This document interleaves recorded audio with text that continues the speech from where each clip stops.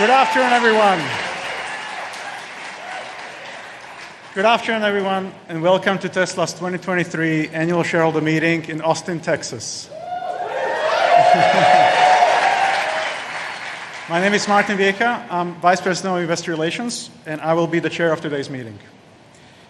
First of all, I really wanted to thank everyone who continues to do this trip on an annual basis and shows up every time. It's really quite something that we have a following as dedicated as this, so thank you very much for that.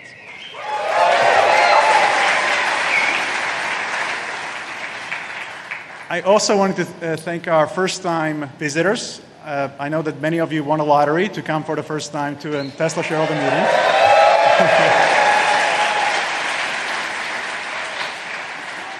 You'll probably notice that unlike many other shareholder meetings of other companies, this one tends to be a bit more fun, so hope you enjoy that.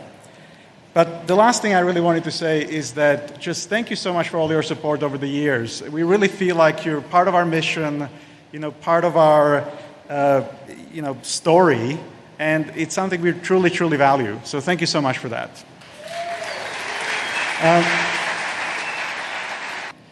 I will now call the meeting to order. Please refer to the meeting agenda that has been provided to you and posted on the virtual meeting site. The time is now 3:10 p.m. Central Time, and I declare the polls are now open.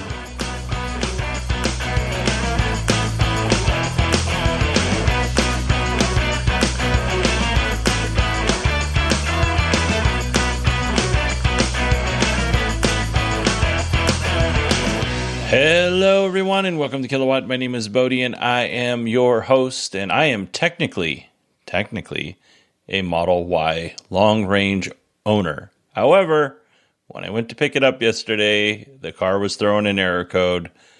They reset it and said, "You're good to go, sir." I drove about 30 miles, and then I wasn't good to go because it started throwing the same error code again. So I had to take it back, and I don't think I'm going to get it back until Wednesday, which is a bummer. So now I'm driving around a dirty Model 3 that they gave me.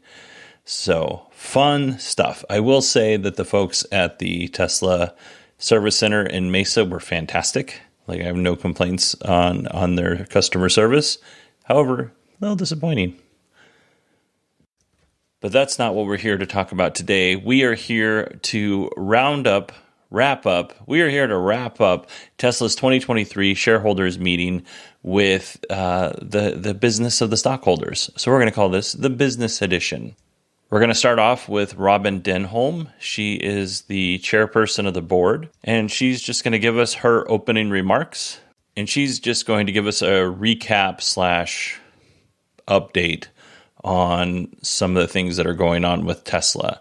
I do need to let you know that this is not her full statement. These clips have been edited because if I gave you her full statement, I don't know that it would be all that interesting.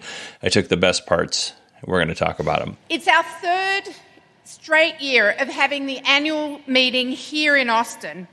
At the first meeting, the factory was still in the early stages of development with equipment being installed and commissioned. During the 2022 meeting, production had started to ramp as we produced about 1,600 vehicles that week. And now, less than a year later, we have more than tripled the amount, having achieved production of 5,000 cars in a single week. A huge congratulations to the Texas team. And on top of that, we are getting ready to roll out our first Cybertrucks.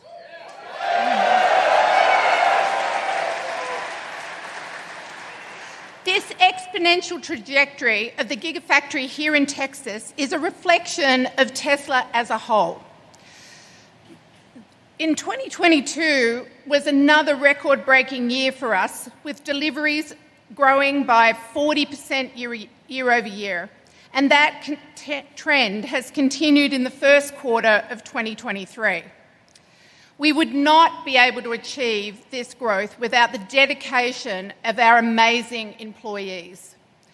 I've been fortunate enough over the years to actually travel to many of our locations, all of the gigafactories around the world, And I can tell you that I've witnessed firsthand how our exceptional employees in our global talent across the world has together achieved our mission or furthered our mission of accelerating the world's transition to sustainable energy.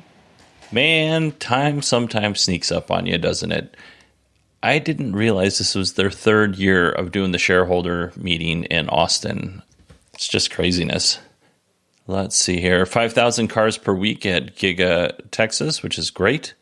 And 2022 deliveries grew over 40%. Also fantastic. Let's move on to our next clip. As a startup, Tesla proved that electric vehicles could be fun with the Roadster. They could even be better than gas-powered vehicles in every single way with the S and X, and could be all of these things as well as affordable with the Model 3 and Model Y, which last quarter became the best-selling vehicle of any kind in Europe and the best-selling non-pickup vehicle in the United States.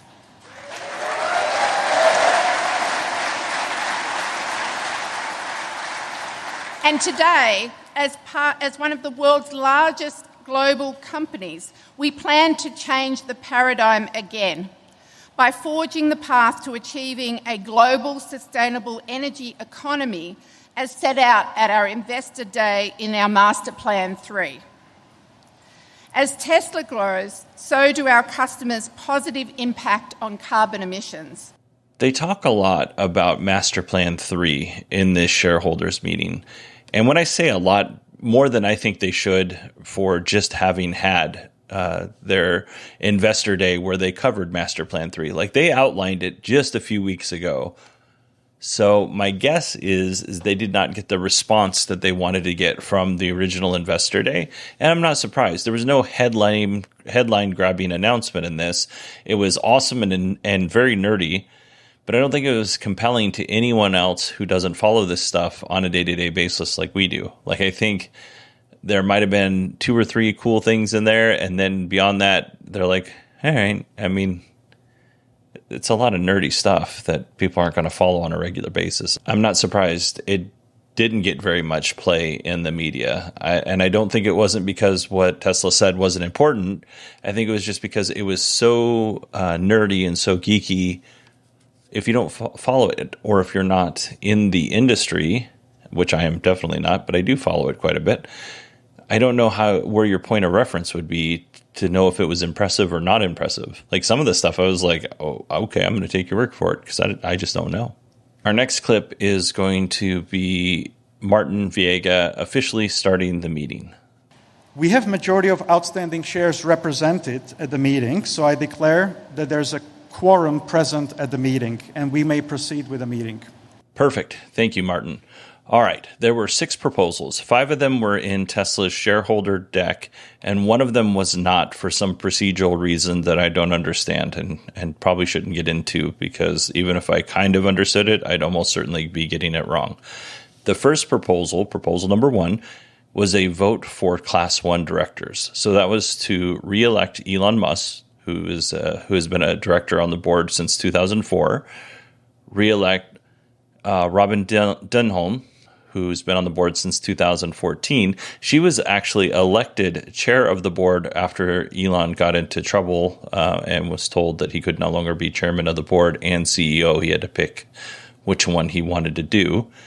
But I think Robin's done a really good job chairing the board. And then a new board of directors, J.B. Straubel, who was Tesla's former chief technology officer. He also left Tesla to found Redwood Materials. He's the CEO of Redwood Materials. And Redwood Materials, I'm going to say that one more time, Redwood Materials is a battery recycling company.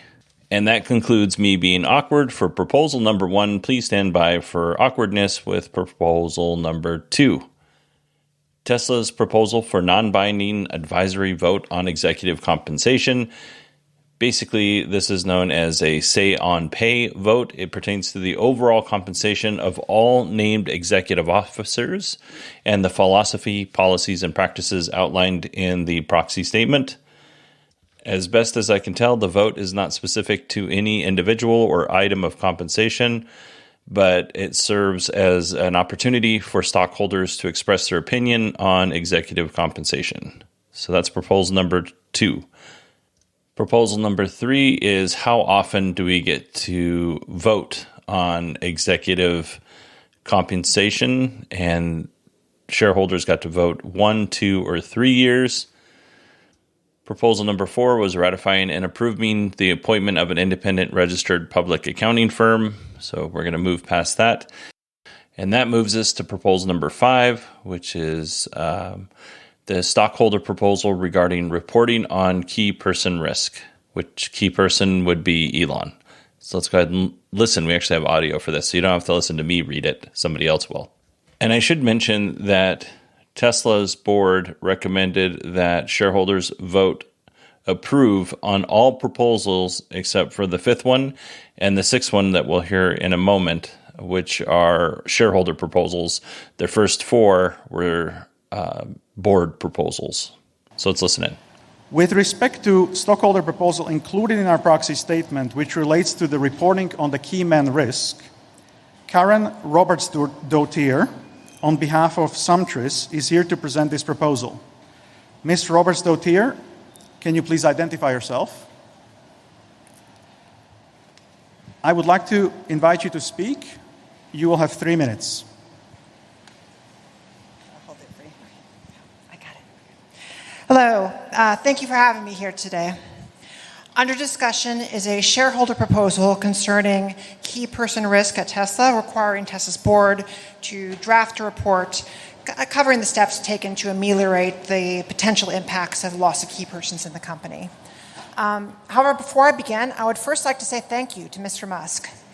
For so many of us, you stepped into fields where we had so desperately wanted to see change, and through bringing in a talented team, willing to put in long hours, you dragged reluctant industries kicking and screaming into a better future. And for that, thank you.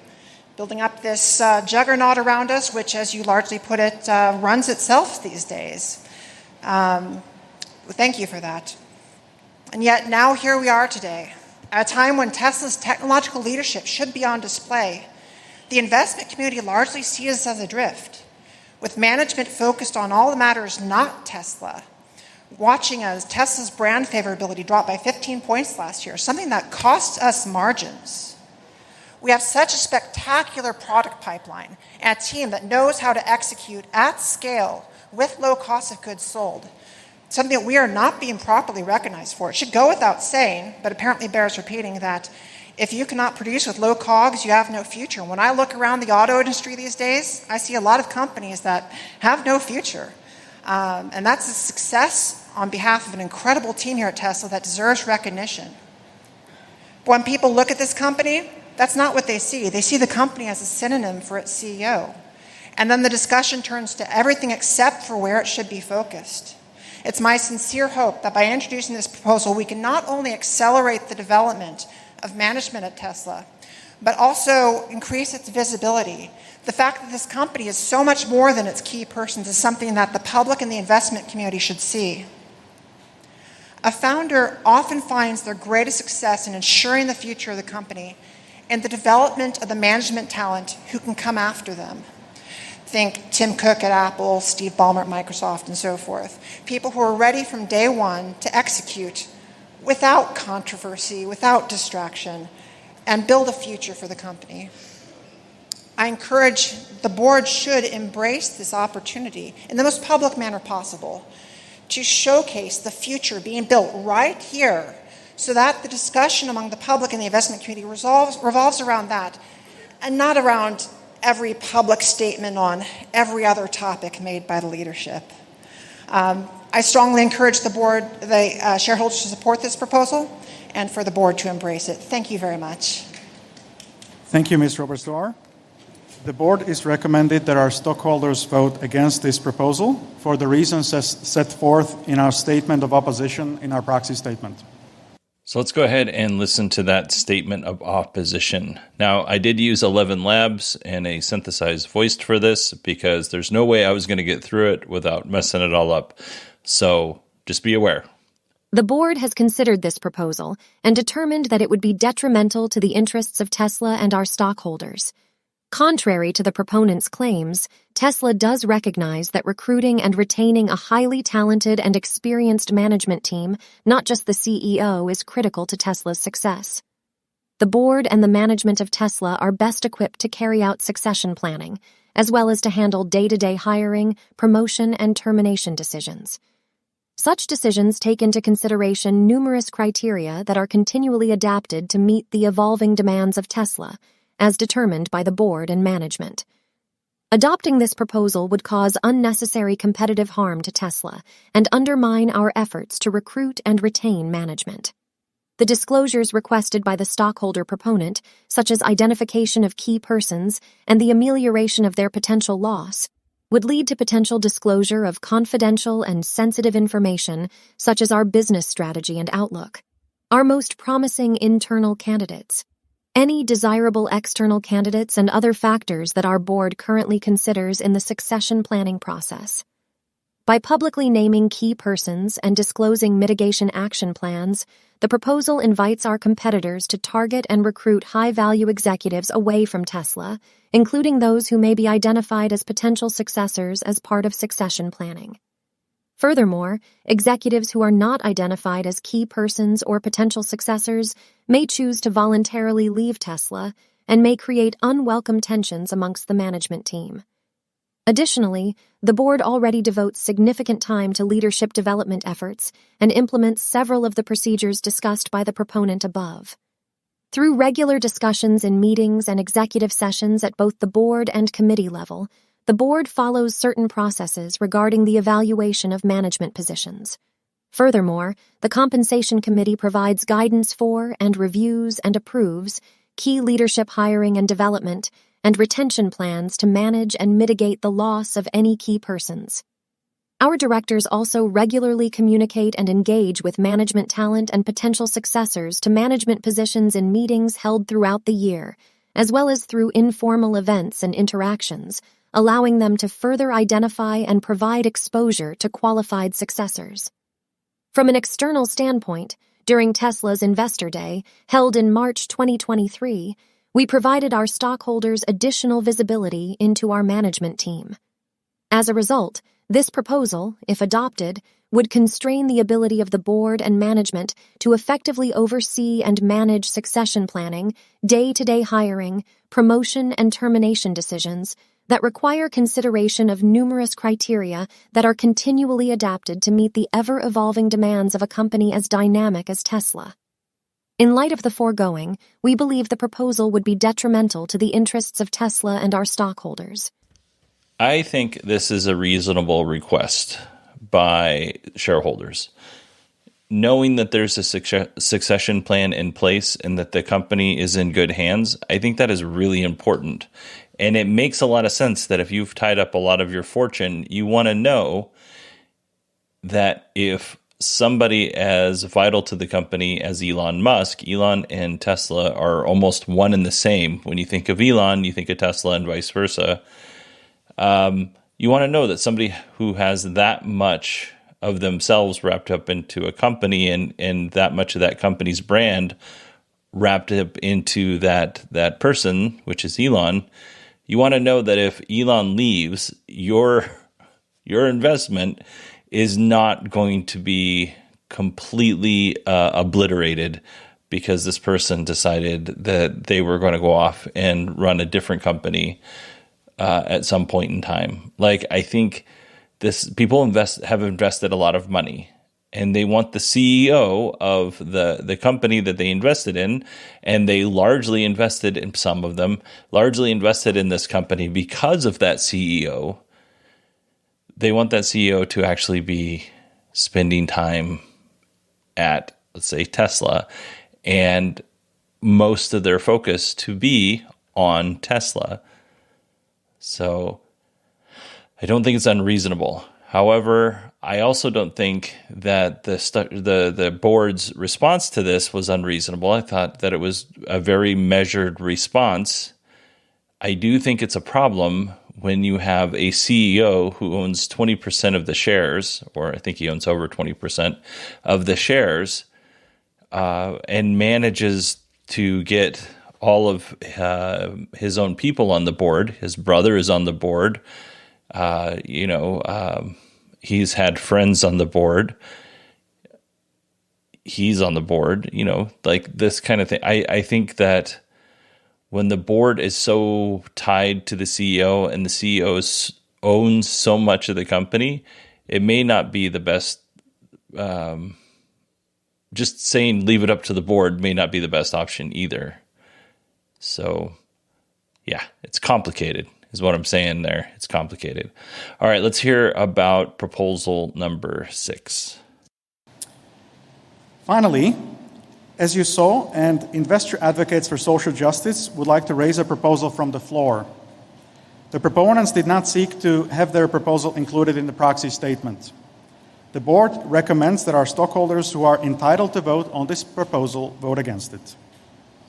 As a reminder, as is disclosed in a proxy statement, I've been advised by the proxy holders that they intend to vote all shares of stock over which they have discretionary authority against this proposal. Only shareholders who are shareholders of record or have obtained a legal proxy may vote for this proposal after it is presented. Courtney Wicks, representing Investor Advocates for Social Justice, is here to present the proposal. Ms. Wicks, I would like you to speak. You will have 3 minutes. Thank you. Good afternoon, Tesla board members, management, employees, and shareholders.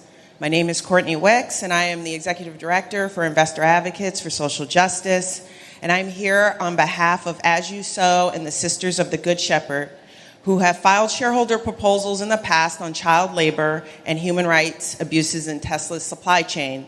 I stand here today to call on shareholders to vote yes on requesting Tesla to conduct a third-party report detailing the company's efforts to eradicate child and forced labor in its supply chain.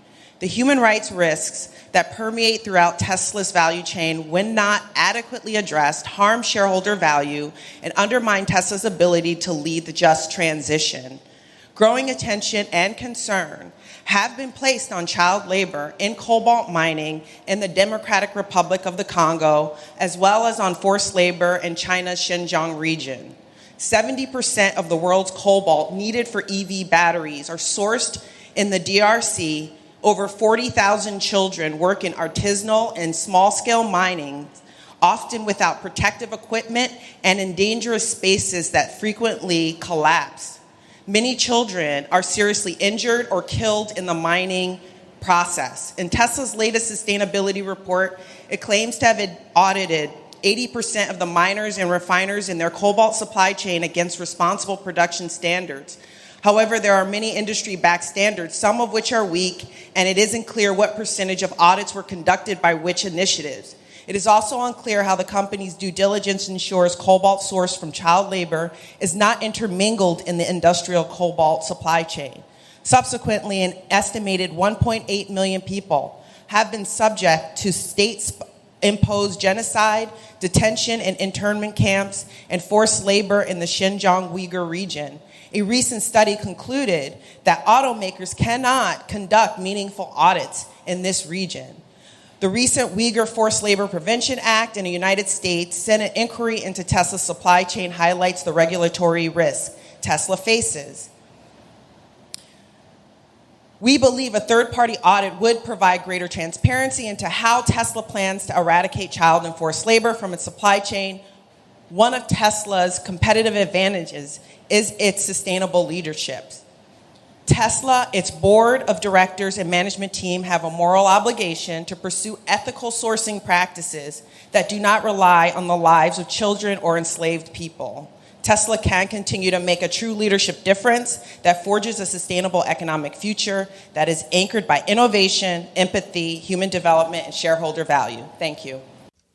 Now, the board's recommendation was not to pass this proposal. And I believe, in fact, that it wasn't passed. I don't know all the ins and outs and procedural rules for earnings calls or shareholders meetings, and I don't know why it wasn't included in the proxy statement. There's probably a reason. I don't have that answer. Only certain people with certain shares could vote on this. Again, I don't know all of the ins and outs of this stuff. but I think it failed. But here's Elon's answer to it, because he was going over Master Plan 3, and he stopped in the middle of it, and he said this. I heard a question raised about cobalt mining, and you know what? We will do a third-party audit. So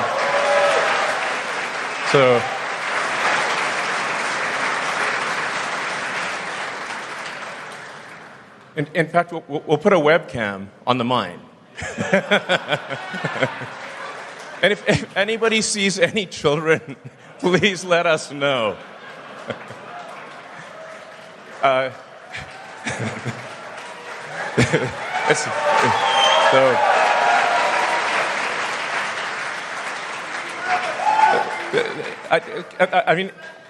don't want to go off on a tangent too much on that front, but it's very important to appreciate that most of our battery packs are iron-based. A majority of our battery packs are iron-based, not cobalt.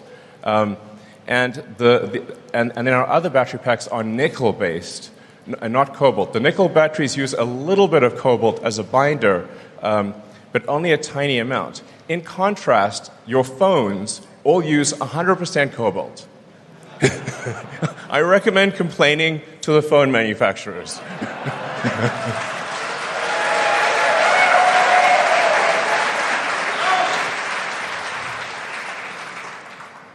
But even for the small amount of cobalt that we do use, we will make sure, 6 ways to Sunday, that no child labor is being exploited. Obviously, we're a company that cares a lot about doing the right thing, and we don't want to delude ourselves or delude anyone else. I'm really happy that Elon has decided that they're going to do a third-party audit, because Tesla put out an audit, and she mentioned this, that said that Tesla's immediate suppliers aren't using child labor, but they want them to go several layers into that supply chain and make sure that none of those folks are using child labor either, which I think is completely reasonable. Like, I wouldn't want my company, especially if it was a multi-billion-dollar company. I mean, even if it was just this podcast, if you found out that I was using child labor on this podcast, you should be really angry at me. But if I had suppliers in parts of the world where child labor and forced labor was prominent, and I was operating in those areas, or suppliers were operating in those areas, I would feel morally obligated to make sure that we weren't using any suppliers that were trading in humans, whether that's forced labor, child labor, whatever. I would want to make sure that we are definitely not involved in any of that for a variety of reasons, up to and including, and the most important one is it's ethically and morally wrong. So I'm glad that Elon decided that they are going to do this third-party audit. Now, having said that, I am a little bummed out that he decided to express his willingness to do this in the way that he did it. And he said, well, if you have a problem with the cobalt, then talk to the cell phone companies, because their batteries use a lot of cobalt. The problem with that is this is not Apple's shareholder meeting. I think people should be holding Apple and other cell phone makers their foot to the fire and making sure that they're not using any suppliers that are using child labor or forced labor. I think this is really important. So to say that, to try and pull the focus from Tesla and onto those companies, that doesn't really address the issue, which is, are your suppliers using child labor or forced labor? And are your suppliers using best practices and living up to what you expect from your suppliers? So I think in a little way, I was a little disappointed in Elon's answer, because this isn't a funny topic. This is a serious topic. All right, let's get to the results of the proposals. Martin's going to read those off for us. I declare the polls are now closed. Based on proxies we have previously received, I'd like to announce on preliminary basis that our stockholders have approved the recommendations of the Tesla board on all agenda items, except that shareholders have recommended 1 year for non-binding advisory vote on the frequency of future votes on executive compensation. This means that I would like to officially announce our new addition to the Tesla board, J.B. Straubel.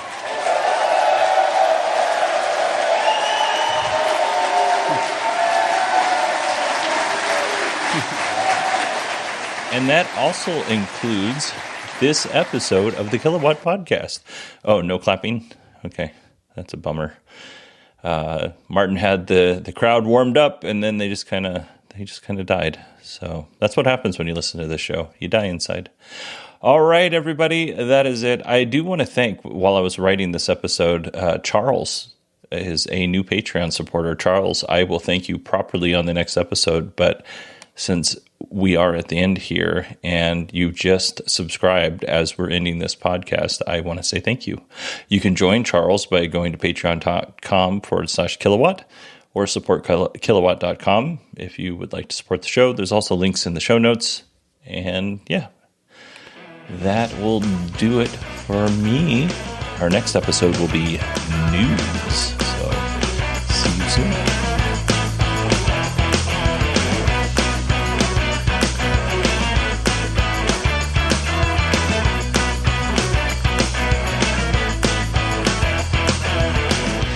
That concludes the official business of today's shareholder meeting, which is now adjourned. A huge round of applause, please.